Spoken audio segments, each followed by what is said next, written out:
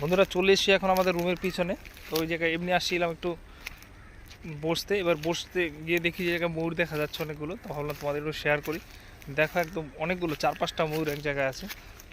তো ক্যামেরাটা দূরের থেকে করছি, তো এর জন্য অতটা বোঝা যাচ্ছে না, তাও চেষ্টা করছি কাছে যাওয়ার। দেখি, এই দেখো চলে গেছে ওই জায়গায় সব। এই পাশে গ্যামা গাছ লাগিয়েছে, ওই গ্যামা গাছের ওই জায়গায় দেখো কতগুলো 4-5টা জায়গা দেখা যাচ্ছে।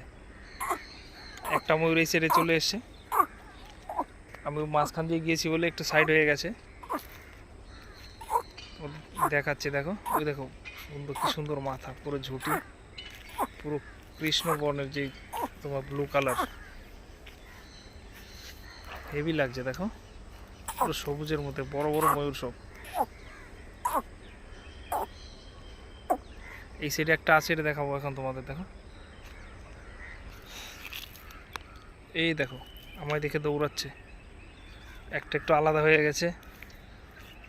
5টা ছিল এক জায়গায়, 5টার থেকে একটা একটু আলাদা হয়ে গেছে। এটা হচ্ছে মেয়ে ময়ূর।